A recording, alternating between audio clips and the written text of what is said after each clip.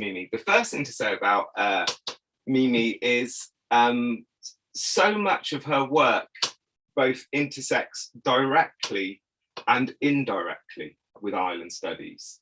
So if we think about Mimi's work in terms of being one of the founding people of the new mobilities paradigm and her work in the Caribbean, you know, in themselves, you know, these works that she's produced are huge, but at the same time, so much of what she's done has been explicitly through islands as well. So it's a great illustration of a scholar who both works with islands and pushes debates and the development of the social sciences and humanities in so many interesting ways through working through and with islands. And I've known Mimi for a while now, and she's been a great inspiration to me and so many others. So the first thing to say is Mimi's just taken over, or about to take over, as the Dean of the Global School at Worcester Polytechnic Institute.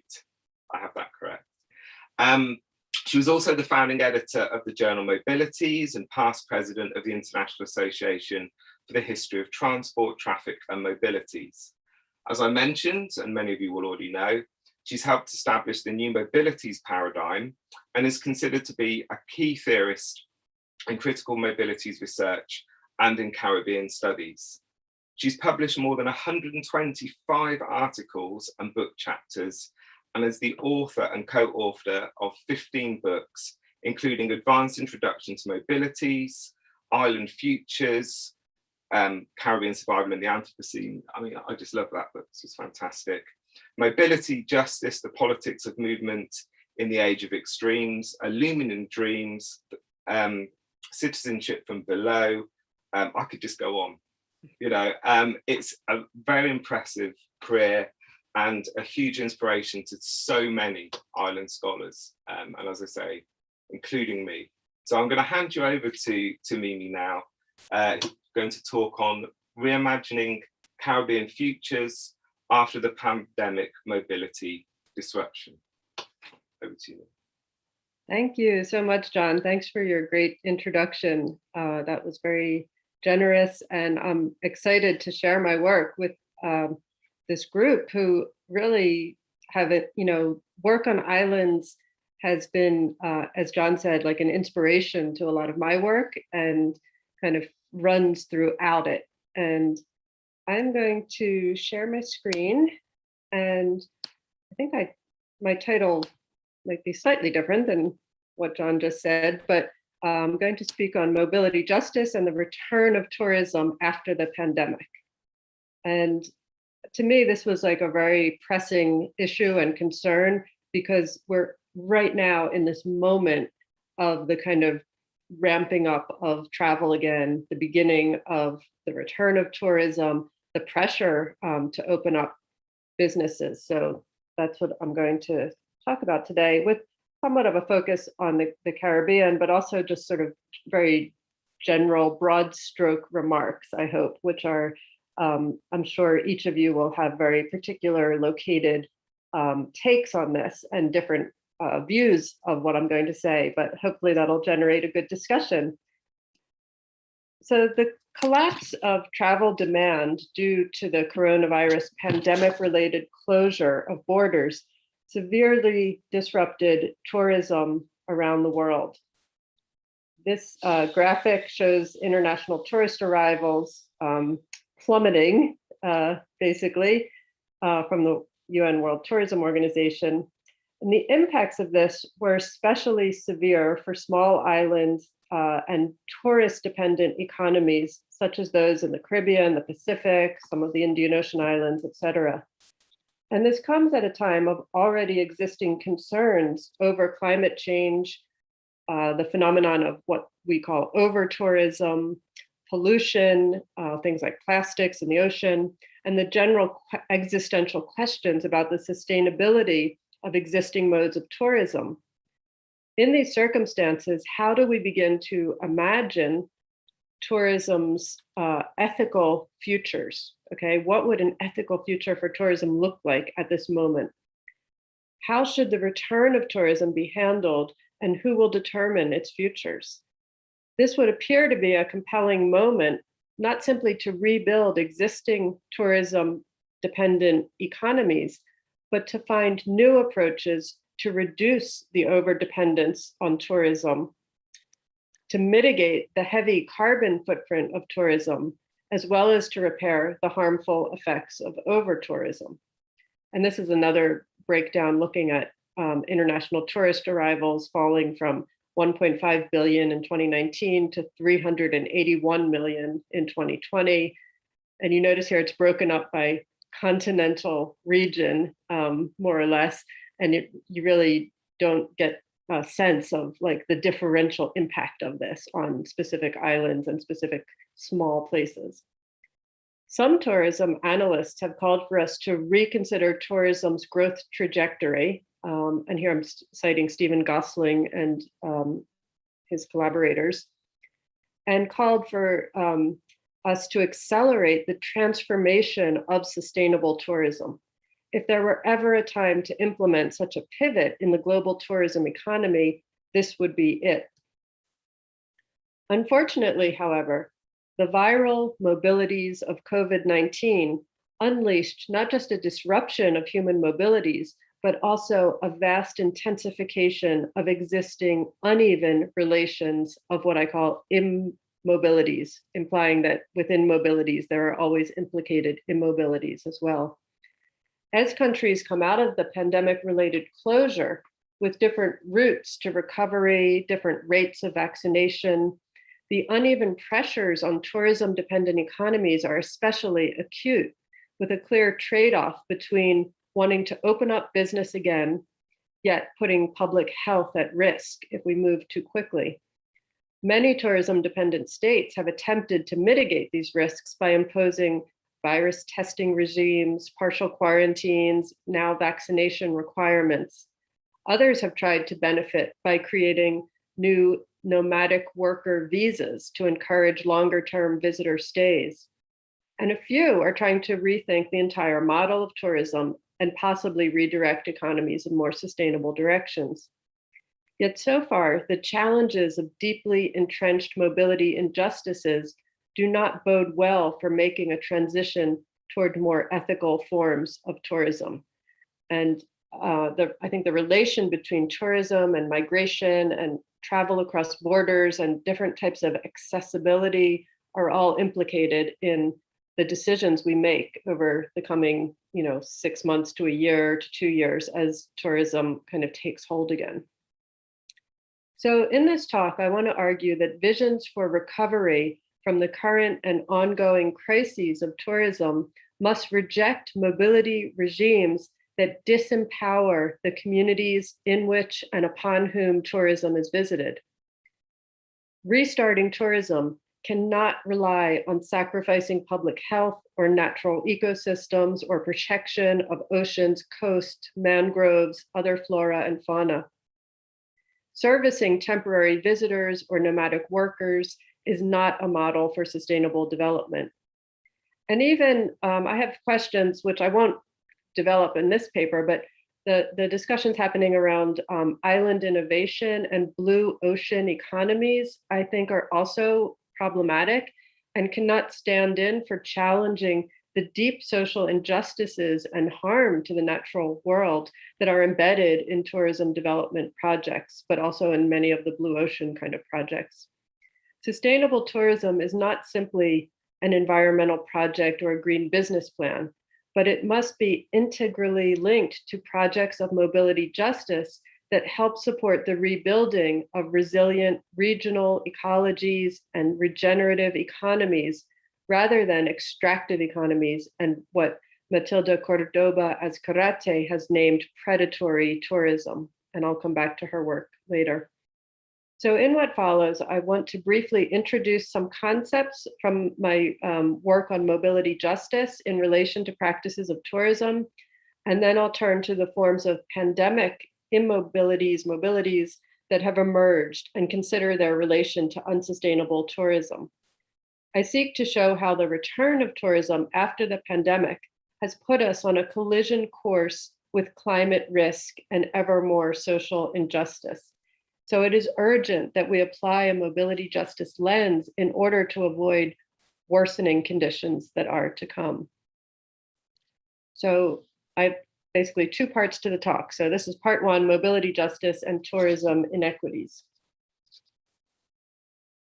Mobility justice is a concept for thinking across scales and fields of action that can help place everyday tourist practices and landscapes in relation to wider, uneven mobility infrastructures and the overarching regulatory and governance systems that some refer to as mobility regimes. So the concept of mobility justice allows us to better understand the implication of tourism mobilities for questions around climate justice, social justice, environmental justice, and so on. Focusing on how power and inequality inform the governance and control of movement, mobility justice can help reveal travel and tourism as mobility regimes that have deep historical roots in colonial relations, extractive economies, racial capitalism, and neocolonialism, at least in many parts of the world. Uneven powers of what I call, drawing on other theorists, motility. Motility meaning the capability for movement as well as control over the movement of others. These powers of motility underwrite differential access to various kinds of spaces, activities, and social goods. And this was implied in this cover of my second book called Consuming the Caribbean, where I was thinking about this kind of Caribbean beach scene with the white female tourist lying on the beach chair and the Jamaican worker, right, walking the beach, selling things, carrying them in a basket. This was about uneven motility. For example, who can be on a beach? Who can enter a hotel lobby? Who can sell goods in a particular place? Who has access to grocery stores, healthcare, and clean, unpolluted environments? These are all shaped by uneven motility. It's a question of the relation between mobilities and immobilities, and in the circulation not only of people, but also of information, goods, services, waste, and pollution. So these immobilities, mobilities, are not just the result of social inequalities, but are also productive of those hierarchical systems through this performative differentiation of who can move, who can stay in place, who can dwell, who can cross borders, who can lie on the beach lounge chair, and who can only walk along the beach if they're selling something. Tourism, through various kinds of enablement and disablement of access, is, I argue, one of the key ways in which such hierarchies of differentiated motility are produced, maintained, and experienced.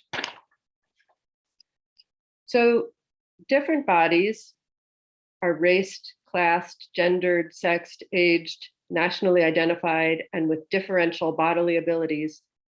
Each of our different bodies have different degrees of access to and experiences of movement through the controlled geographies of airspace and sea space, crossing borders, gaining access to ports of entry, and so on.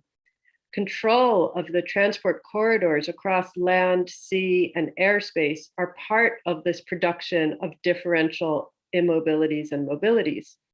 Control of airspace, for example, might include things like when you enter your personal data on a travel database, when you purchase a ticket or get a visa for travel, your physical passage through airports and their security systems, being a passenger on an airplane, having links to ground transportation upon arrival. But for others, their relation to the experience of this airspace might involve things like waiting on the outskirts of the airport to pick up people for rides, working at the airport in the sort of backstage areas, driving other passengers to and from the airport, or perhaps being a deportee whisked onto an airplane involuntarily, or maybe watching planes fly overhead. These are all also relations to what I call airspace, drawing partly on the work of Peter Adey. And tourists enter these spaces as crucial actors and participants in the making of uneven mobility regimes. And here I have an example of an image from the Bahamas after Hurricane Dorian decimated Abaco in particular. And immediately after this terrible, terrible hurricane, there were organizations at churches giving talks on eradicating illegal immigrants in the Bahamas, shanty towns down.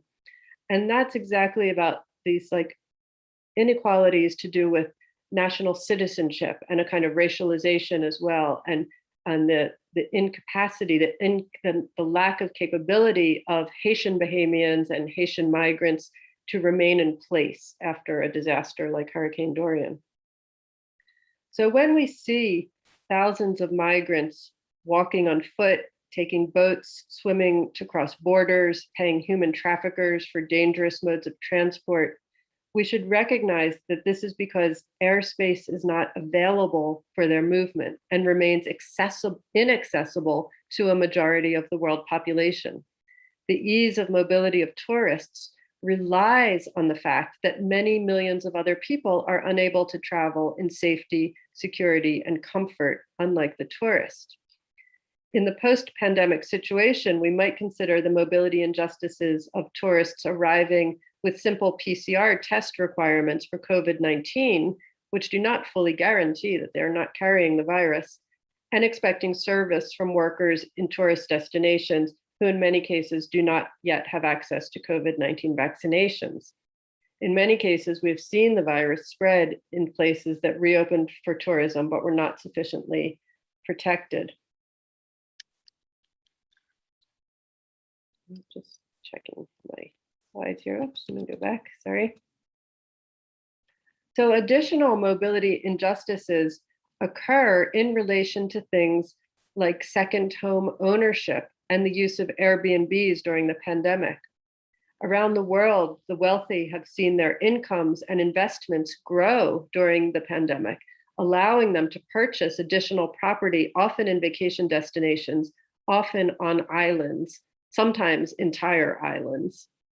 And this led to myriad reports of well-off urbanites fleeing the pandemic, buying remote properties, converting vacation homes and turning them into remote live-work spaces while keeping their urban jobs and incomes, which they could now do remotely. And this put great stress on these remote places to provide services and support for such populations with what I call high mobility capital, while local people have been priced out of housing markets. When this involves islands and coastal areas, it has especially exacerbated the already existing privatization of coasts, huge price differentials in waterfront homes, and exclusion of local inhabitants from access to entire desirable scenic areas. The workers who service such properties and lifestyles must make ever longer journeys to get to work and pay ever more of their income for housing, given the dearth of affordable houses near such places. And these service workers now also put themselves at risk for exposure to the virus. And I want to say I'm going to begin to contrast this with the resistance and the movements that are happening against it. So coming up on Monday, June 21st, for example, live on Facebook, YouTube, at Food, Land, and Climate Justice in the Caribbean, there's an event on capitalism of disaster in the Caribbean, on tourism development and displacement of local communities. And they're going to be focusing on communities organizing to discuss community organization and mobilization to combat the dispossession of land and other forms of disaster capitalism. And that they'll have people speaking from Barbuda, Santa Catalina Islands, Vieques in Puerto Rico, Jamaica, Belize, and Grenada. So I thought some of you might be interested in that, and I'm happy to share that information after this. So Joseph Nevins has referred to travel as the right to the world, but such travel is not available to all. Comparing the slowed mobility of undocumented migrants to those speeding through official border crossings, he notes that the distinct forms of mobility speak to an assertion by I.L. Wiseman that to control a space, you need to create differentiation in speed of movement. Relatedly, you also need to create differentiation in resource and energy consumption, because of course, speedier movement often requires more resources and more energy. The very systems that make travel easier, more speedy and convenient for tourists are the same mobility regimes that slow travel for others, whether it's service workers or aspiring migrants or those who have been displaced from their homes in order to make land available for tourism. Mobility regimes are built upon the control of space, speed, and energy, and tourists consume more of each of these than others. It is on this basis that I refer to tourists as part of the kinetic elite, that is, those who consume the most mobility.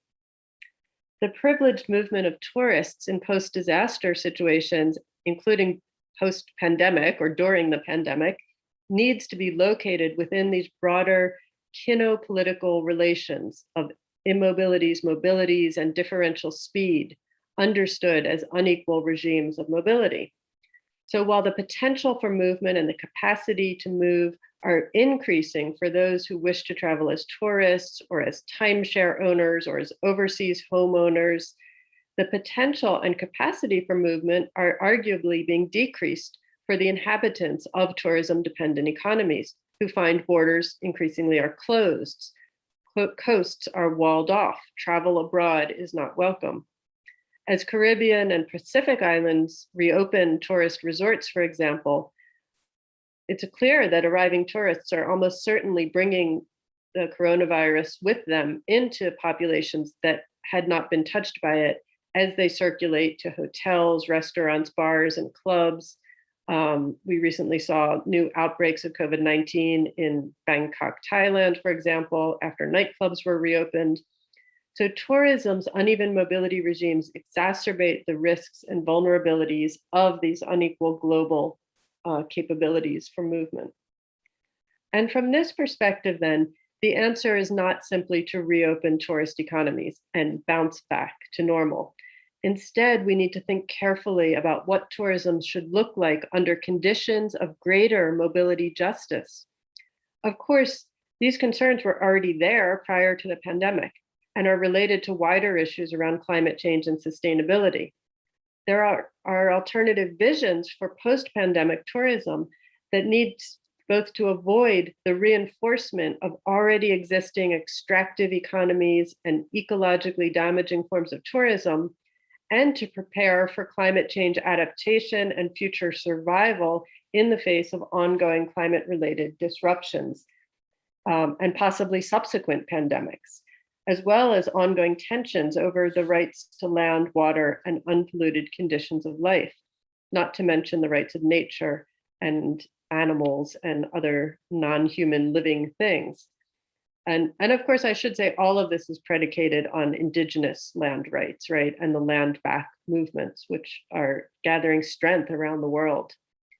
And these are just a few examples from post-hurricane Puerto Rico around the movement for building a just recovery.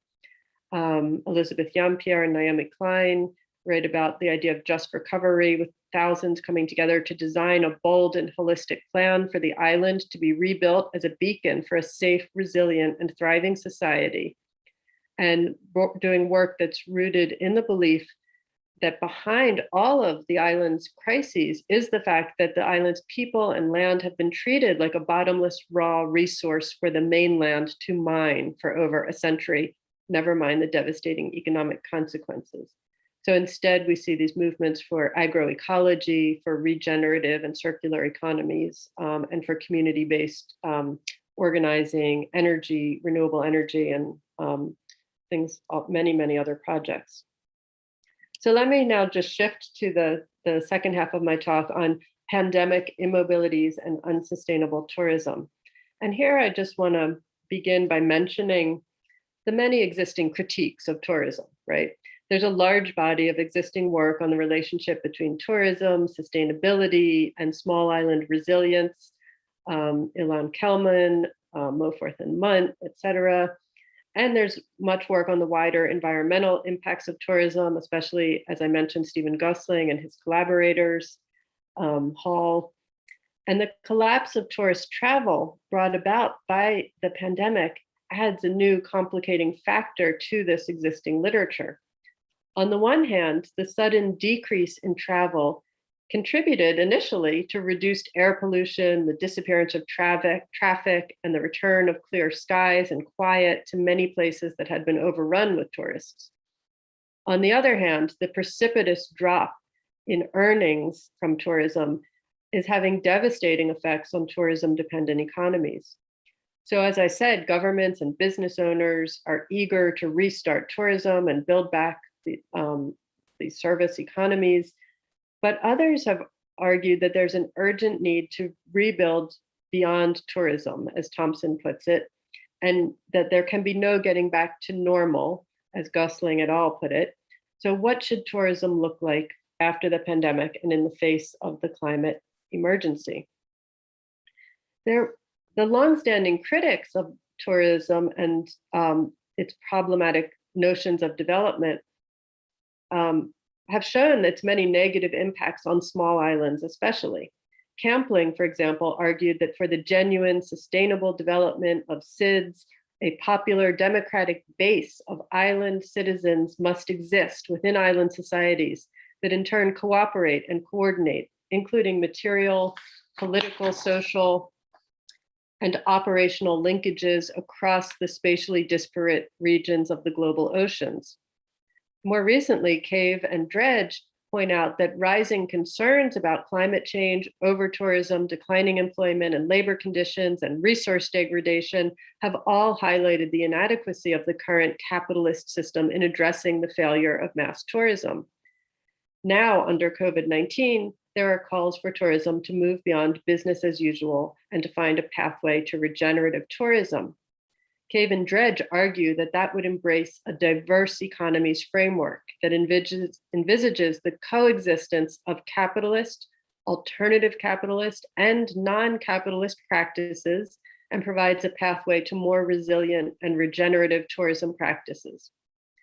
So rebuilding tourism and transport infrastructure should not take the quick fix recovery approach that often occurs after natural disasters, especially in islands and coastal areas. We can instead consider the pandemic disruption to call for measures that would address the kinds of problems we've seen with post-disaster reconstruction. Through responses of disaster capitalism, wealthy investors have often benefited from the economic disruptions to make property investments and land grabs. These forms of extractive tourism are intensified by post-disaster rebuilding processes and raise key issues around what Mostafenazad and Hanum called moral encounters in tourism. So a focus on mobility injustice and what I call kinopolitics allows us to analyze some of the problematic economic, ecological, and ethical aspects of tourism recovery after the pandemic. And here I just want to cite the work, the excellent book, Stuck with Tourism, Space, Power, and Labor in Contemporary Yucatan, in which Matilde Cordoba Azcarate sensitively portrays how tourism geographies are predatory, and also how workers, regions, and nations get stuck with tourism as a developmental trap. Her concept of tourism as predation, she describes through the idea of this kind of stickiness that's an entrapment. Predatory extractive tourism describes some of the problematic structural effects of tourism development around the world, which, like other extractive enclaves such as mining or oil drilling, sacrifices life and places for the capture of resources for capitalist profit. Yet she also shows us why people working in the tourism sector, why entire regions such as Yucatan, and why countries such as Mexico still hold out hope for tourism to create a better future. The promise of tourism as a development strategy makes workers, government officials, planners, architects, and designers, and of course, real estate developers all stick to its promise of improvement. Driven by the fear now generated by the pandemic shutdown, the stickiness of tourism seems to be redoubled, driving us into its trap. So tourism works in practice, she argues, by respatializing and scaling up territory, nature, and sociocultural life for global consumption. So think of what that means for a small island to be scaled up for consumption, global consumption. By this, she means that governments and corporations engineer forests, mountains, beaches, deserts, entire islands, wetlands, and material infrastructure such as roads, streets, houses, hotels, pools, parks, and museums, designing them to shape new relations of people, capital, labor, and resources. And people accept these sacrificial logics, risking the long-term sustainability of ecosystems, of indigenous cultures, of local cultures, because they believe it will generate jobs and keep tourists coming.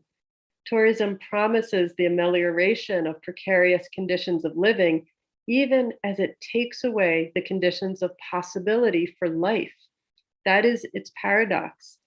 Acknowledging loss while willingly participating in predatory practices is what makes tourism geographies sticky, concludes Cordoba Azcarate.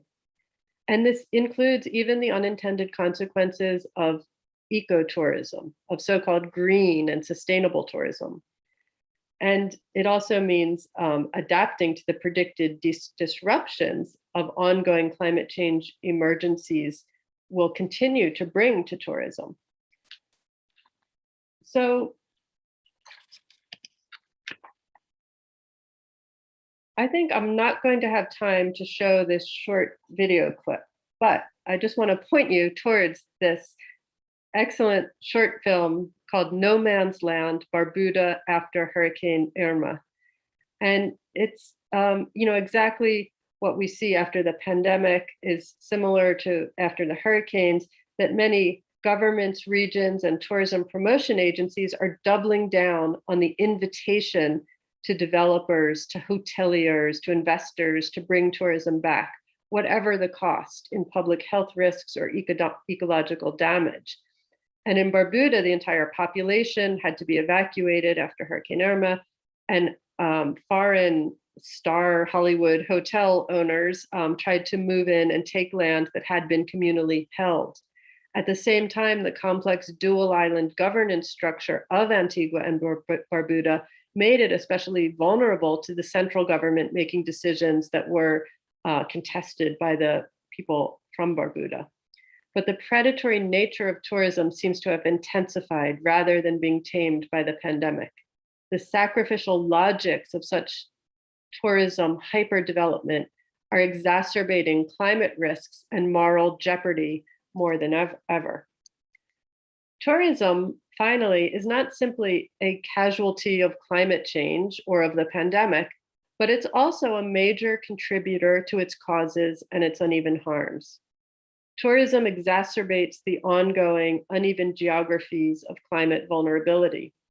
The heavy fossil fuel consumption associated with long-haul flights, the marine diesel consumed by mega-sized cruise ships, and the general use of vehicles, air conditioning, electricity, and energy-consuming buildings by tourists not only places a heavy burden on local infrastructure, especially of small islands and remote coastal areas, but it also exacerbates the conditions of unequal exposure to climate change risk.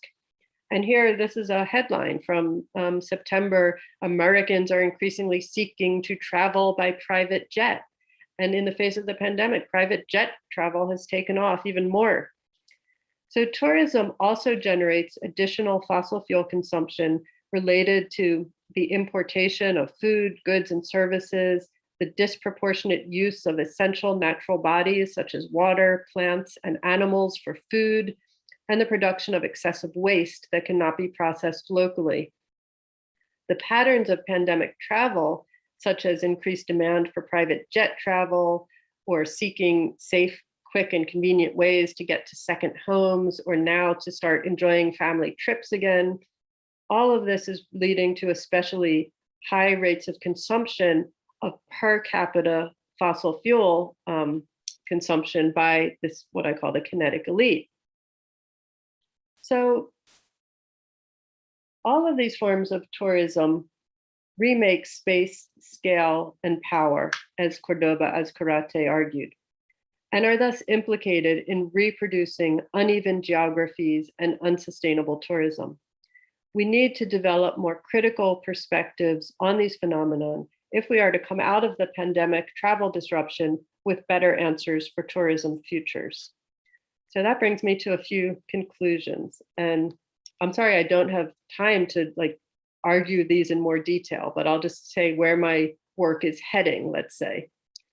We cannot let the logics of disaster capitalism drive a race to the bottom, in which tourism is reopened with disregard for the human and ecological costs of precipitous kinetic elite mobilities, alongside ever more restrictions and constraints on the mobilities of workers within tourism industries, not to mention those who simply want to dwell in their own homes or their own islands without being displaced.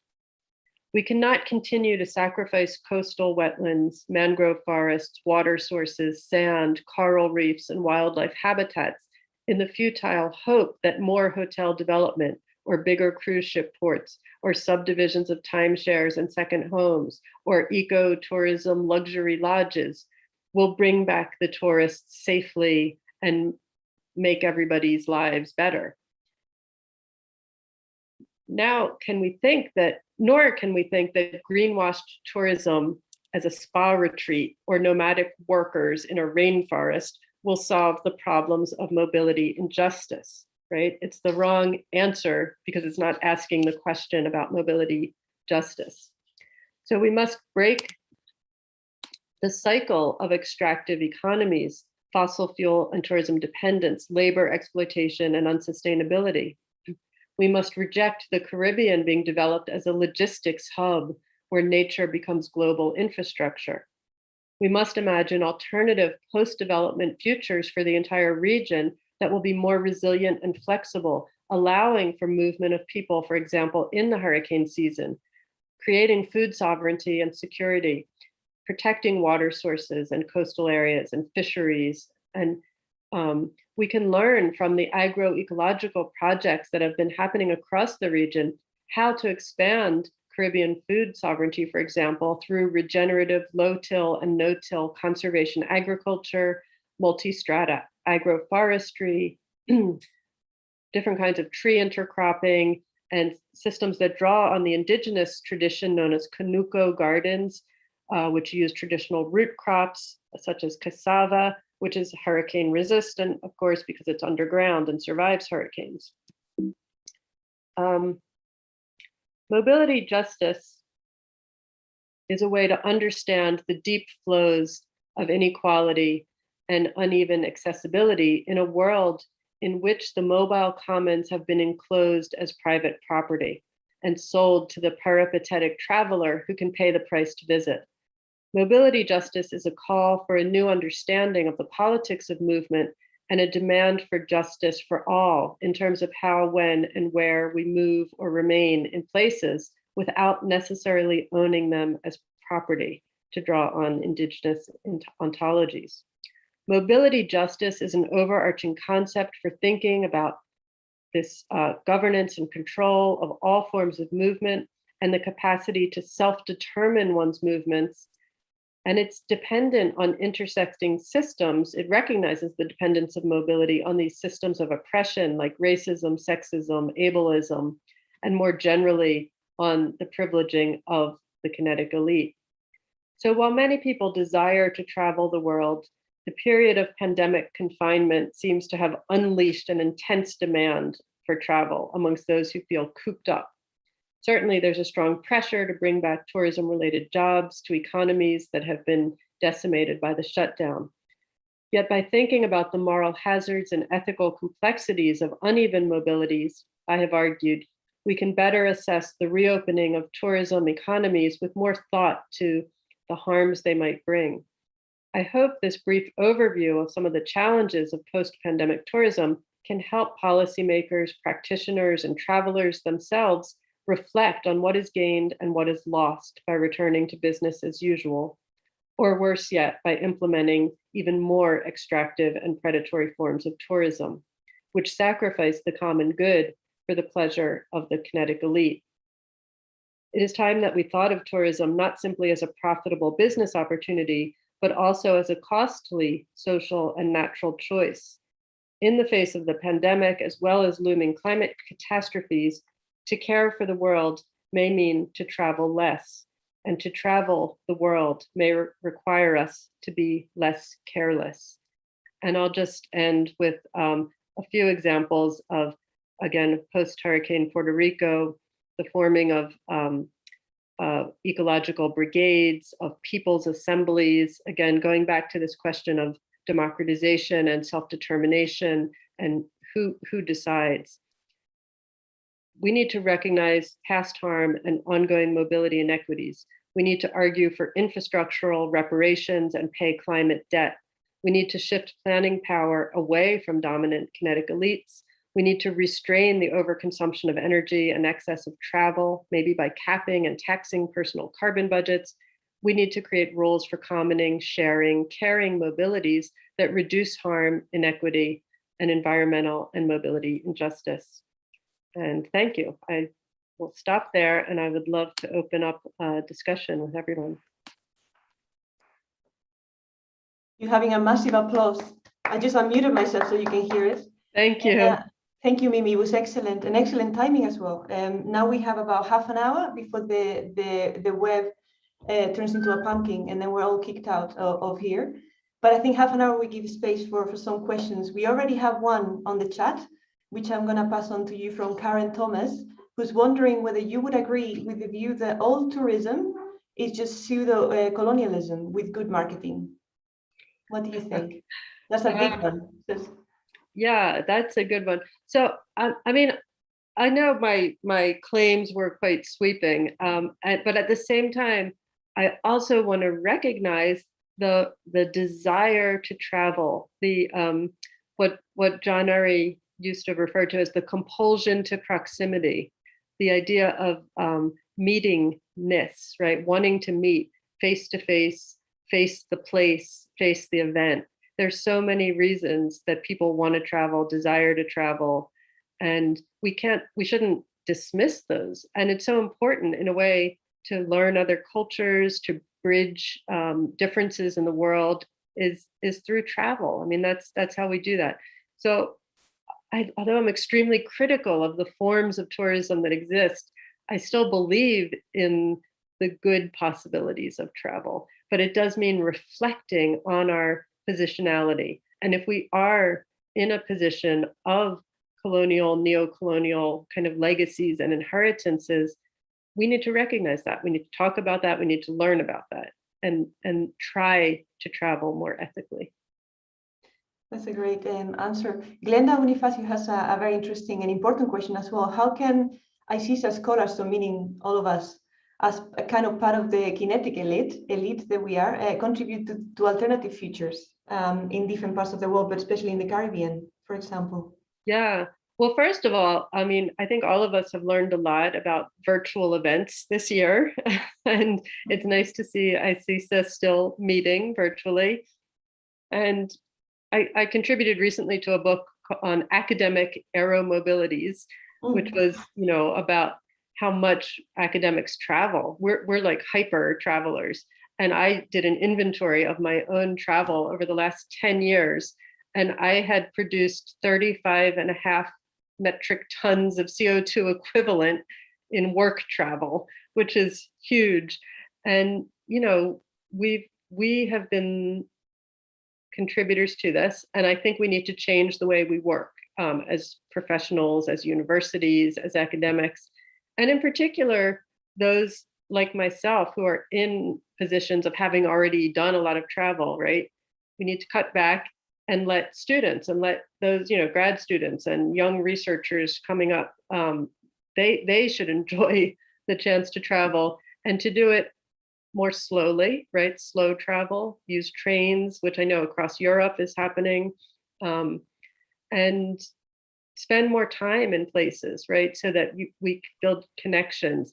And then once you build a connection, it's easier to then maintain it virtually, right? So that you don't have to meet as frequently, but build those initial connections through slow travel and then take the time to maintain them afterwards. So that's an answer from like the sort of academic organizational point of view. I think the questioner also is asking, like, on the ground, what can we work with island communities? And obviously there's many researchers who do that. There's many kinds of community-based research, partnering with organizations, skill sharing, building up capacity, all of that kind of thing. So, I mean, there's many models for that happening, some more or less successful than others. And I would encourage people to sort of read that literature and learn more about how to partner with organizations in a way that respects, but by organizations, I mean with local community-based organizations, in a way that respects their desires or needs or wishes for what you as a professional might be able to do to help them. Again, rather than using an extractive model, which we've all seen the critiques of, where researchers go in, take knowledge, and then leave. Yeah, and there's a certain arrogance in the way we travel in academia. We're delegates who go to represent our kind of knowledge or expertise, and yeah. So I think the key is definitely working with local communities and institutions to a point. Yeah, that's. Any more questions? Anyone? Feel free to raise your hands as well and come onto the stage. Show your face and talk as well if you want, or just type them on the chat or on the Q&A window as well, which is next to participants, if you can see it at the bottom. Oh, we have a long one now. Ilkay, sorry, I can't see the whole name here, but sorry, she's asking, or he's asking, thanks for an inspiring presentation. My question is about the link between tourism and agriculture that is important for maximizing the local economic and sustainable tourism development. However, these two sectors are not well linked for a sustainable local development in many small islands. Could you please evaluate, develop further your ideas, your thoughts on the practices, challenges, and opportunities of tourism and agriculture, the link between tourism and agriculture? Yeah, and I have to say, I'm not myself an expert on this field. I think I'm learning about it, and it's one of my future projects when I have time again to do any future projects. I'm hoping that questions of agroecology and models for, as you say, linkages would be part of that study and that research that I hope to do. I have seen examples of agricultural projects, again, often smaller community-based projects in the Caribbean, and there's many different models, and some of them are much more about like self-sustaining, right, like a small community, right, and producing food for local needs. But others do recognize that if you can create sort of value-added products in particular, or get products to local markets that are serving tourism, that there's an opportunity there, right, a business opportunity.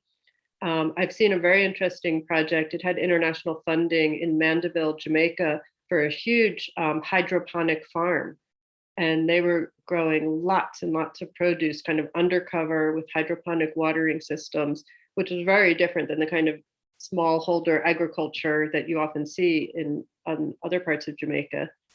So I would love to like learn more about that and find out like, okay, well, what is the business model for the hydroponic farm and how well is it working? And it seems to connect to, in Mandeville, probably to return migrants who have built houses around that area and are, have certain expectations of like high quality produce of many varieties. They've lived in England or Canada or the US. And so that there's interesting things going on, I'll say, but I have not studied them fully yet, but I would love to know more about that. I mean, there's other opportunities which have to do with honey production, right, with beekeeping. There's a great group in Vieques called the Maroon Hive in English. There's groups that draw on indigenous and maroon traditions to kind of build local solidarity through food production and food sovereignty. And I do think a lot of indigenous communities around the world are leading the way in much of this kind of work also. Excellent. Laurie has a question as well. How optimistic are you that this shift to more equitable and sustainable tourism practices can actually take place so that we all benefit? In skeptics, on and on. Optimism, yes. You know, it's easy to be pessimistic in the world today, but I often feel like we need to hold on to optimism, and however small we begin, whatever people have small projects, small dreams, and try to build from there.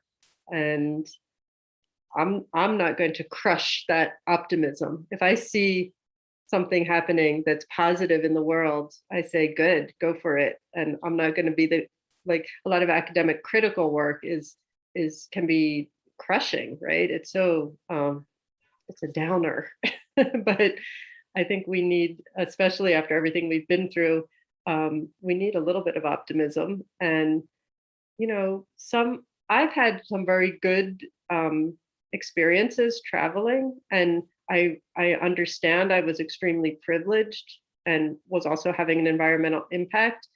And yet I learned so much and got to like experience places in the world and different natural ecosystems and different cultures and different languages that I still feel a positive feeling about that, despite everything I know about it. You know, so it's that duality that's always present, I think. I think my skepticism with the idea of sustainable tourism or sustainable development, for what matters, is that the systematic aspect of it, because tourism sort of fuels dependencies, right? And existing inequalities in a way that sustain the agency of certain institutions and immobilizes somehow the agency of local communities. So how sustainable can tourism be to be sustainable for power relations in place? So, and that's where, I mean, I think to go back to those comments I read from Campling, right? I believe is it Stephanie Campling? That it's so important that communities self-organize, right? That communities have democratic participation in self-determination and decision-making, because then they can judge which trade-offs they're willing to make, right? Like what places they think we could build a small hotel on, and how could we protect our water while still having visitors? You know, what can we do to reduce waste? How can we use the local farming systems maybe to create like new materials, right? That are recyclable materials and local materials, right?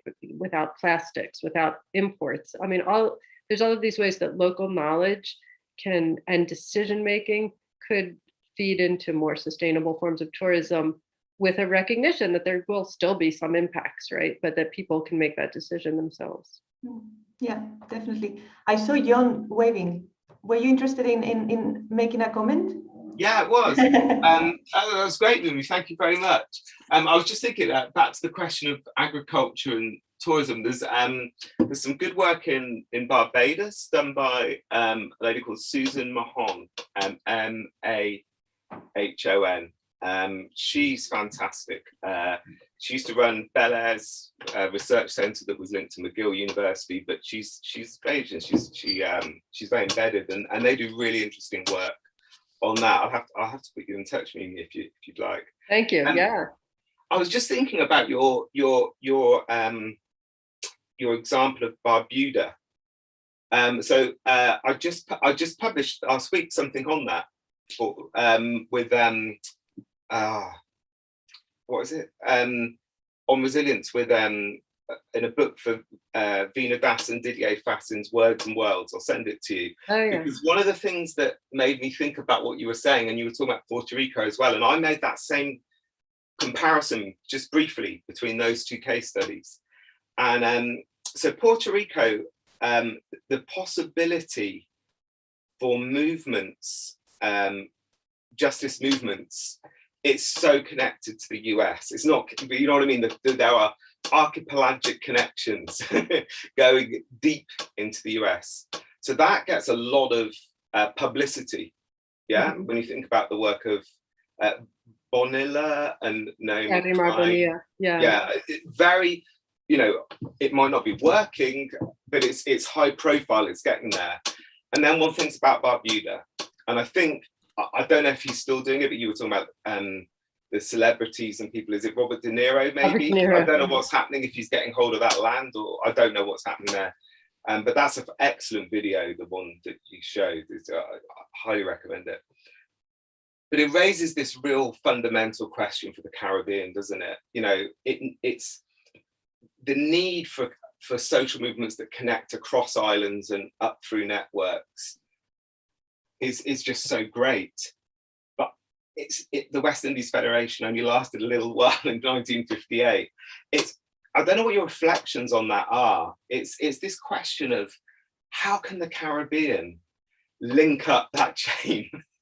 Yeah, to break those chains. yeah, I mean, it's a really important issue for the region, and which is like an archipelagic region and fragmented nationally, linguistically, and yet it has a kind of culture, a cultural sharedness of sorts, right? And I'm actually working with someone named Keith McNeil, who through the Caribbean Studies Association, we held a panel in early June to try to form a Caribbean Anthropocene collective.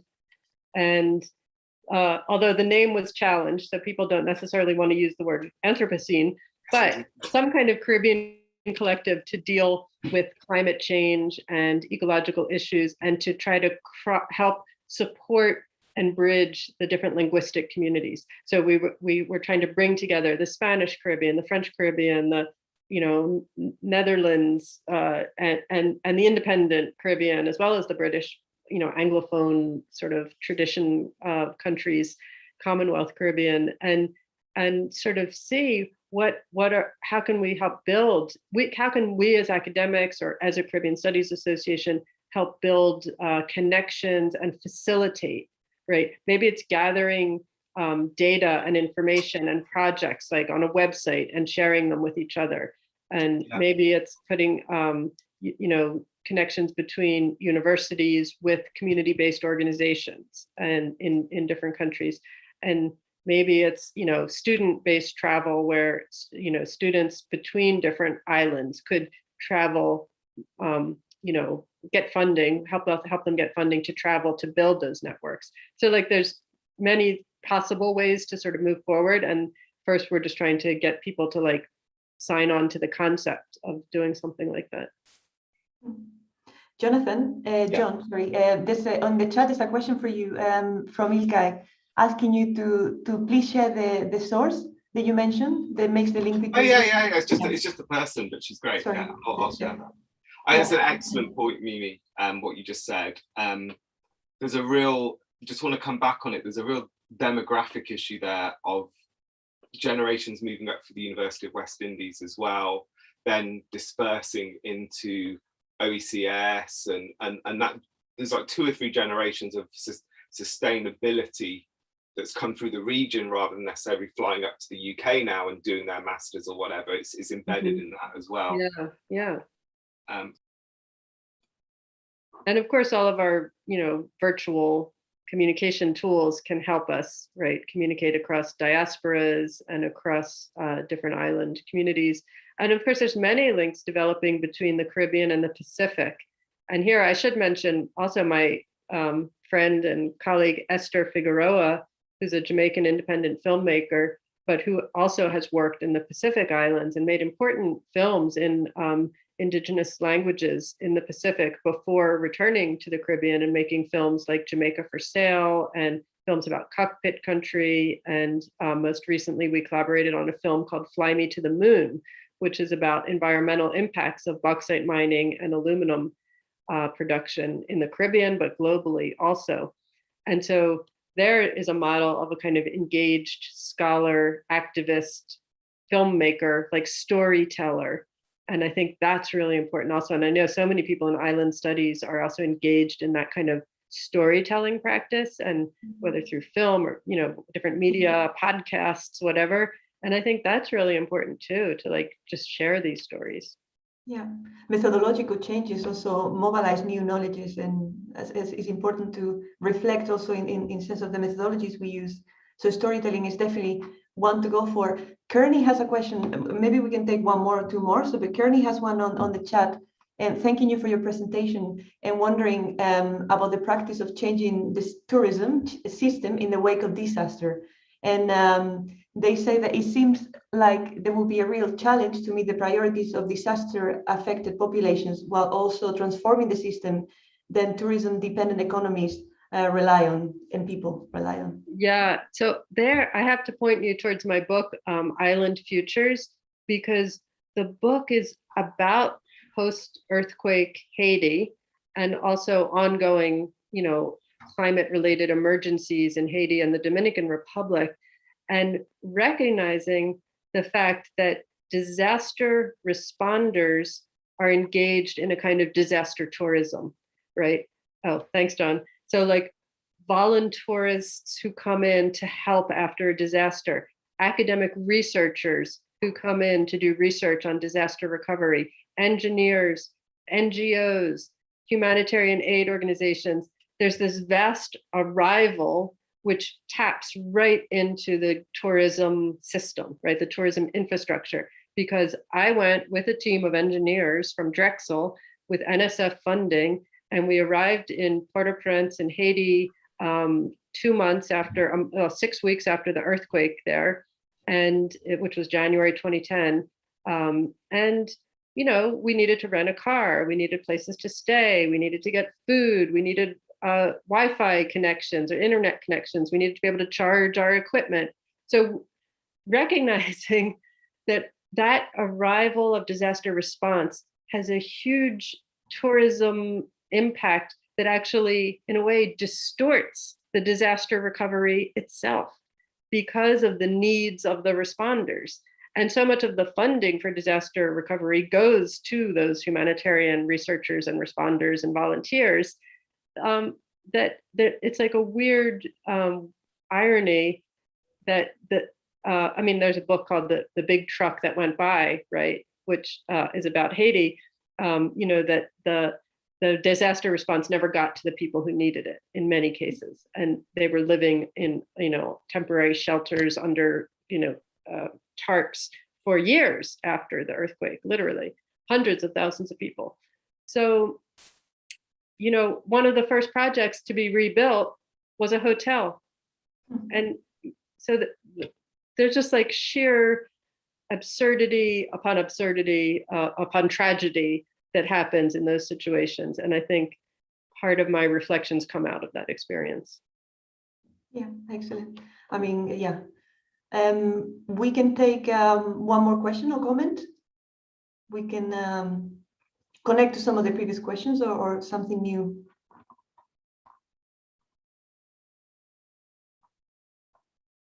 I think we got only 6 minutes, and the video you wanted to play is longer than 6 minutes, right? That we wouldn't have any time to properly. Oh, I could play a little bit of the beginning of the video with people like that. It's a great. There's one more comment from Glenda, just quickly while you find the video. Well, she's just commenting that the same situation in Tacloban city after the super typhoon Haiyan built accommodation for UN and international responders. Yeah, also kinetic elites, right? All the humanitarian. Yeah. Yeah. Mandy, do we have time for the video? I would love to see a bit. Yeah, even if I play the first like 3 minutes or so, that would be great. Can you see my screen now? Yeah. Okay.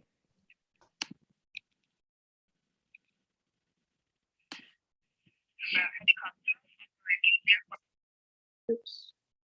Stop. Got a camera rolling? So we're looking at Barbuda right now. But here you're going to start seeing the destruction. Hurricane Irma was ruthless to Barbuda. It damaged or destroyed pretty much all the buildings on the island. Wow, this has changed so much. It left everyone vulnerable. Their homes open to the sky, walls collapsed, windows shattered, and it opened a door for the government. The entire island was evacuated. No one was allowed to stay. But a handful of people were permitted back. for a few hours at a time.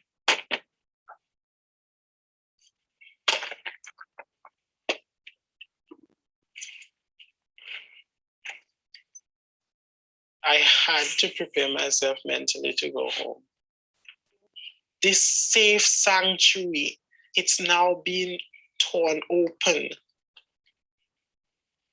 And right now, I think the government is trying to take advantage of this state that Barbudans are in.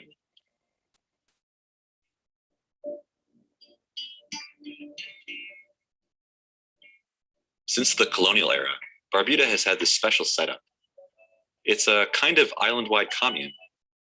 There are only about 1,600 people who live on the island, and they hunt and fish and farm for a lot of their food. It's safe and quiet, a good place to raise your kids.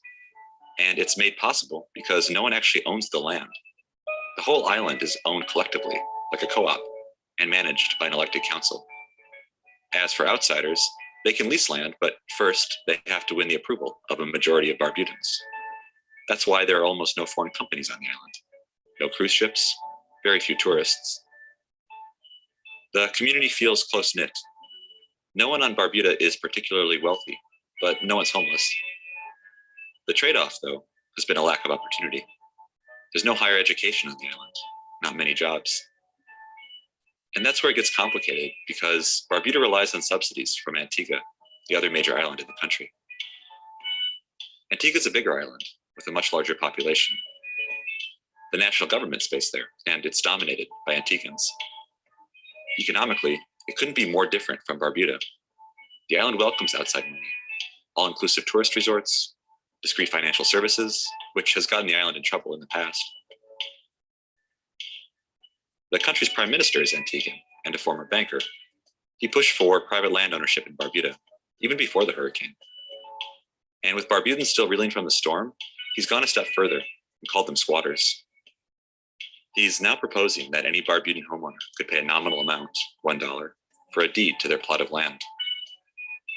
It would introduce some individual land ownership, which could open up access to capital for rebuilding, but it could also upend a way of life. Now the question is, who gets to decide the future of Barbuda? Okay, I think that gives a great taste That's a for great line. Yeah. that story and the dilemma. And also, I mean, the incredible example of an alternative non-capitalist economy of collective landholding, which is, in my mind, something other islands could consider and could be thinking about. And it's a way to protect the environment and the land by having that kind of collective decision-making over it. And degrowth as well, in a way, rather than growth, blue degrowth or whatever they call it these days. Yeah. Excellent. No, thank you very much, Mimi, for such an excellent and important talk and many interesting questions and discussions, and Jon as well. I think in a minute we're all gonna switch into pumpkins, as I said before, and we'll be brought back to the general, right, Mandy? Or so this is actually a webinar, so we won't be pulled back into another time. But yes, thank you, Mimi. Thank you, John. Thank you, Elena. And thank you, everyone, for joining us today. And special thanks to Riley. He's our guy behind the scenes, helping us out with the technology. And yeah, we're just getting started. So we have a series of breakout sessions starting now at 11:30 Newfoundland time, so 15 minutes. And then we have a full afternoon of sessions too. So be sure to check out the conference program and join us for any of those sessions. And thanks again, Mimi. Thanks, Mandy. Thanks, Elena. Thanks, John and Riley. It's been great.